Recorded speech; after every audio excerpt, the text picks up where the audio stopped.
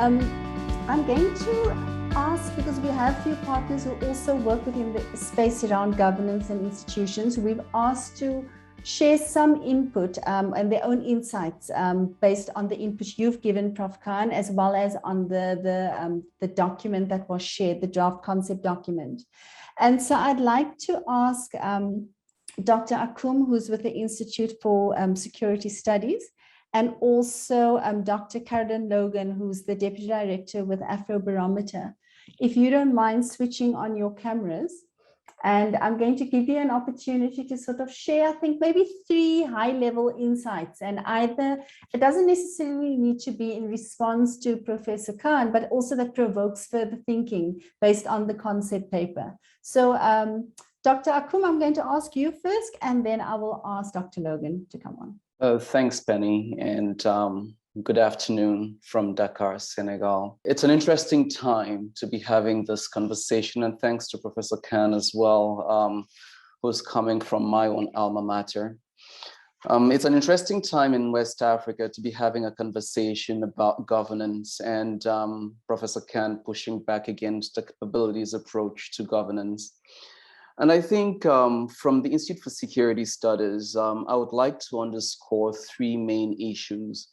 The first is a lot of the work that we have been doing has focused on the promotion of human security on the continent through an understanding of the human security challenges that we face, ranging from conflict to climate to gender dimensions of these issues, but also trying to connect spaces of engagement, so policy and practice and programming and so on and so forth. I think the first point I would like to make is the necessity to connect not just only spaces of engagement, but philosophies of political practice and action as well. And this speaks to not only understanding what the dynamics are and how dynamics of underdevelopment are, but identifying exactly how actors, structures, and processes align to lead to specific developmental outcomes on the continent. The second would be a need to have an effective and disaggregated gap analysis based on an understanding of why interventions fail. I know that a lot of research has been done on why states fail, but it might be useful as well to try to understand why development interventions have pretty much failed on the continent over the past 50 years. And that leads us to an understanding of a context which has, and how we actually design developmental interventions within a context where demographies are changing and where climate factors are also coming to the fore. I think that leads us to a reflection on governance transit, not only the emic dynamics of governance, but how we get to the kinds of governance and governments that we have. The question of political practice needs to be, or the practice of elections and electioneering needs to equally be tied into the structuring of political will. Often we argue that different states don't have the political will to take certain actions because they are enmeshed in political dynamics at different levels. And I would try to pick up on the issue of the different levels of political action, which Professor Khan spoke to. While I agree that the locus of action normally could be everyday practice and at the very, very local level, that local level cannot necessarily be clearly disaggregated or disconnected from other levels of political action. So the top 5% might be operating the way they are operating because they equally have a solid political base, or if that solid political base is not backed by compliance, it's backed by a certain degree of coercion. And how then would the erosion of these coercive mechanisms actually lead to developing an effective agenda that actually drives towards action. That said, there is the necessity to elaborate a development agenda which takes into consideration elements of corruption and how it manifests itself, but how societies themselves engage and understand corruption. And my final point would be to centralize the state in our discussions. We have looked at the state, we have looked at civil society as well, but our agenda should look at the nature of the state in Africa in a disaggregated form and in its contextual realities. The functions of the state in Africa, are they aligned with what we have set as our aspirations as citizens, as members of a specific society, and as participants in this social contract? And finally, what are the outcomes of this configuration, and how can we actually design interventions based from an empirical level of analysis, which not only respond to short-term needs, but can project towards the future in ways that take into consideration the challenges that we would see on the horizon. Penny, on that note, I'd like to hand over the floor back to you. Thank you. Thanks very much, Dr. Akum. I heard what you were saying. In many ways, for me, resonated with the points that Professor Khan was mentioning. I know you did say you sort of want to tease out a bit more in how one does ensure that at a local level, whatever happens and is feasible at a local level has to be done within the broader political context. And I think that's something we could definitely pick up on. Carolyn, could I ask you to sort of come in, and maybe there are, I don't know, I'm trying to limit it to 3 big points that you want to raise. Some of them you can echo if you have agreements, but also if you have another perspective to please to share that. Great. Well, thank you. And thank you for having us. And I'll just say on behalf of our CEO, Dr. Joe Asunka, that he apologizes that he couldn't participate today, but that I'm here on his behalf. I'd make a couple of key points, I think, in response to both the paper and Dr. Khan's inputs, which were really, I thought, very valuable. I appreciated, first off, that he emphasized the fact of not focusing purely on the elite level and bringing it down both to the mid-levels and even down below that. We, of course, as Afrobarometer, focused on the citizen perspective and how citizens are seeing things and what their experiences are. And especially on, he also mentioned kind of how much things are demand driven, and we look a lot at citizen demand for different elements of governance and quality of life and what they see in terms of supply. And the third piece of that for us is what we see citizens' willingness in terms of taking action or making their voices heard to get what they want. So I'll just say, I'm going to summarize really briefly sort of a recent piece we've done kind of looking at these pieces. And I would just say that, you know, in terms of demand at the citizen level, we very much see it there.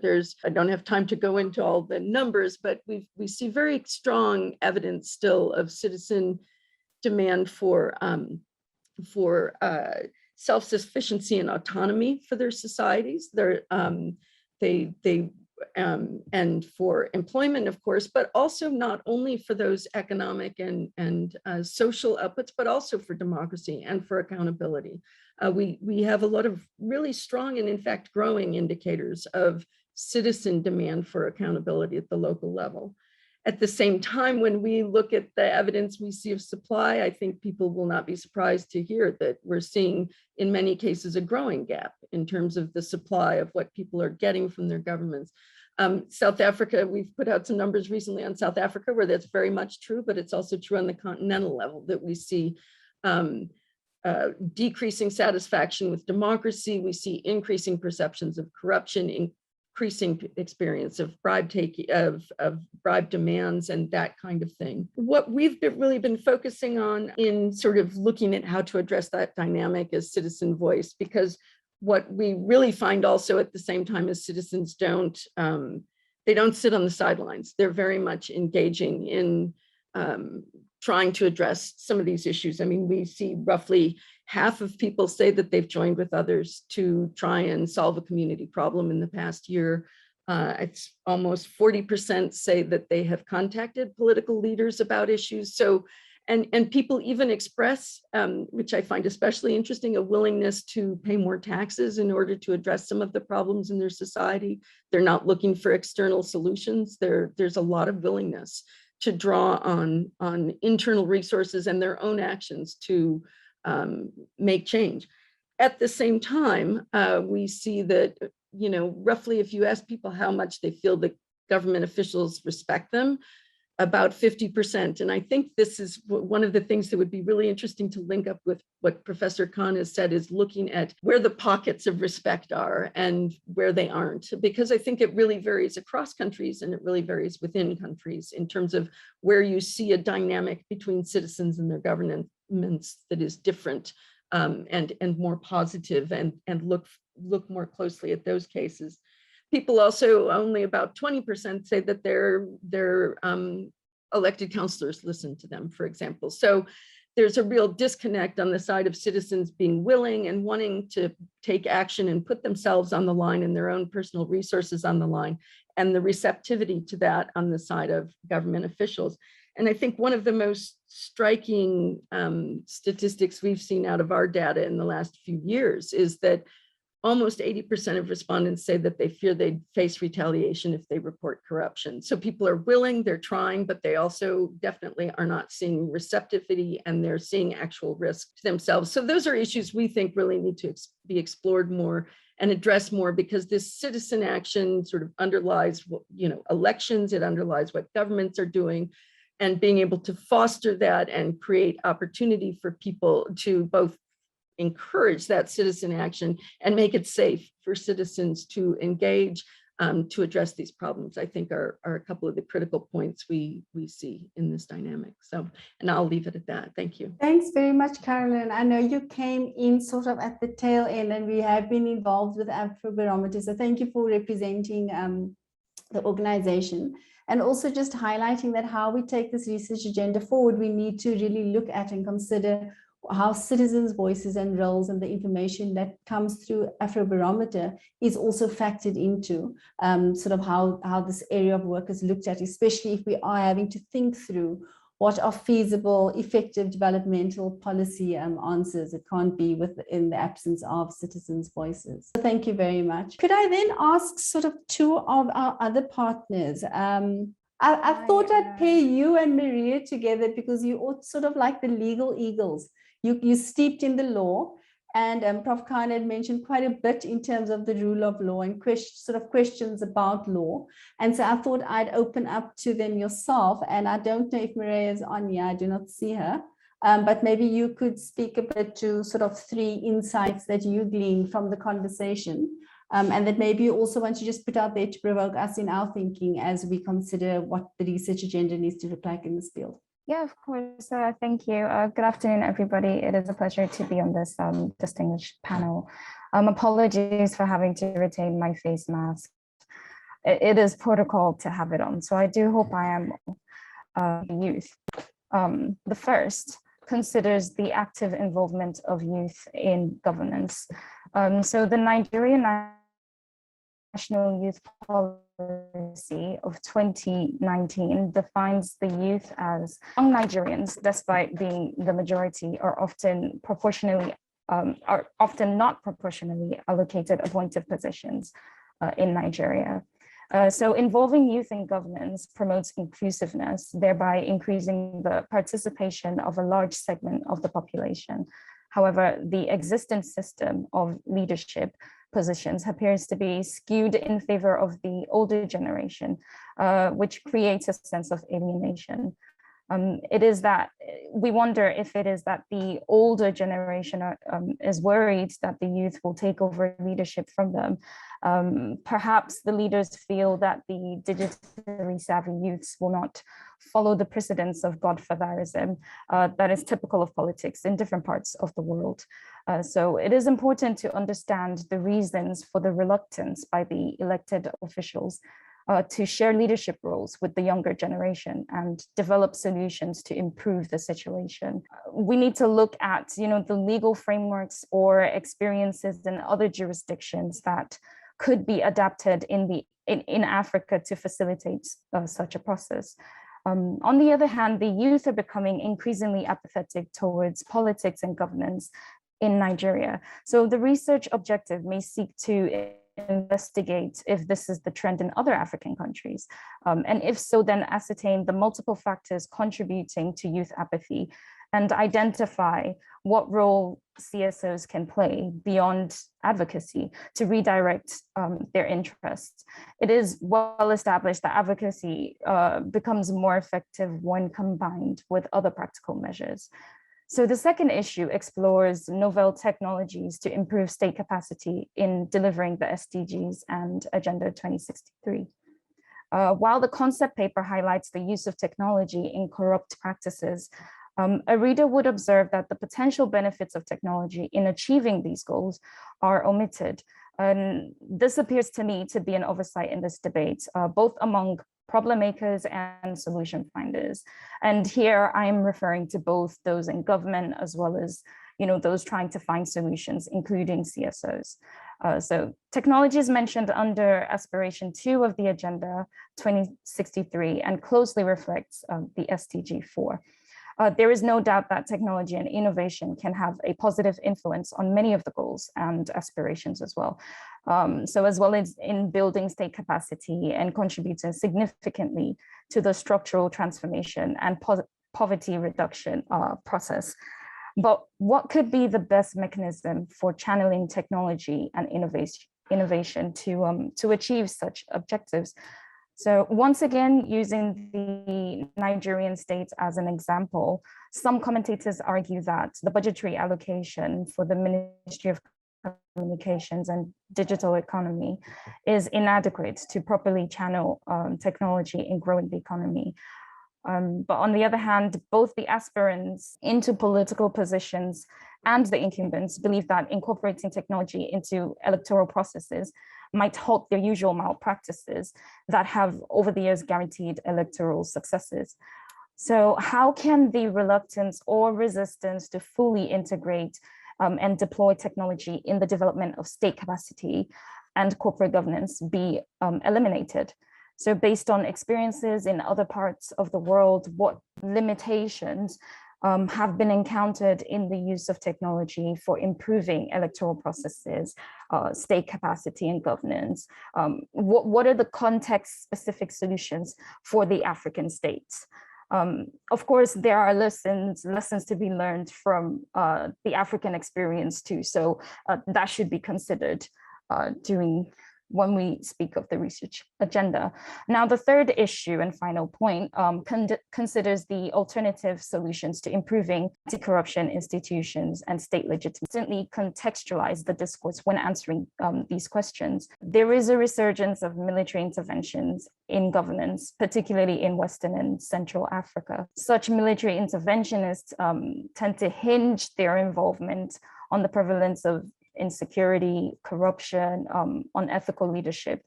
And as Professor Khan explained, traditional anti-corruption strategies have typically produced disappointing results in developing countries. They assume the existence of an ecosystem that respects the rule of law and enforces the prescribed punishments, which is not the case in the majority of African countries. So a research objective in this conversation may be to find an alternative and innovative way to identify effective anti-corruption mechanisms and create state legitimacy that is unique to Africa. We must therefore investigate why African states resist most of the principles of democracy and often return to early post-independence military regimes. In addition, research should consider the above trend in which military regimes claim to be proponents of democracy in a supposed transitional capacity, but often fail. So considering recent experiences in Mali, Guinea, and Chad, we see young military officers who appear to be reflecting the will of the majority of the population, being the youth. So it is therefore not surprising that the youth identify with fellow young people from the military who plan these incursions to forcefully removed democratically elected. This again underscores the importance of youth inclusion in instability, as against creating reasons for military interventions, which are generally undemocratic and unacceptable. Therefore, research should seek to identify the forms of corruption, as well as solutions that include the strengthening of democratic institutions, and at the same time considers the social context of each African state that underpins democracy. So thank you very much. CDD does look forward to participating further in the research network. And on this note, I will just hand over to Penny now. Thank you. Thanks so much, Mariam. You've raised a number of key issues to consider, and I don't want to repeat those. But I think that, you put in the forefront there for us just around the importance of thinking through the role of youth in these processes, and to also just relook at the forms of corruption and solutions that also are far more inclusive. I would like to ask now, just turn to Zainab. Hi there, Zainab, welcome. Hi. Thank Hello. you so much. Dr. Usman's with the Carnegie Endowment organization and is a partner with the Mandela School on this discussions as well. So Dr. Usman, I can't recall I wasn't sure if you were able to be part of the full input, but the questions we've sort of posed to everyone is to share 3 top insights, that you may have to provoke further thinking to the concept paper that was shared, as well as maybe to any of the comments by Prof. Khan that was shared, and even other partners who spoke on the platform now. So I'm going to hand over to you, Dr. Usman. Okay, good day, everyone. Sorry, I just joined. I think I will probably reserve some of my comments for a bit later, but just by way of introduction, I'm quite happy to be joining this very important discussion at this point in time. I think the world more broadly, but also the African continent, is really at an inflection point. I would say, first of all, we're at the beginning of the second decade of the 21st century, but also, the world is still trying to recover from this coronavirus pandemic and all of the socio-political and economic upheavals this pandemic has induced.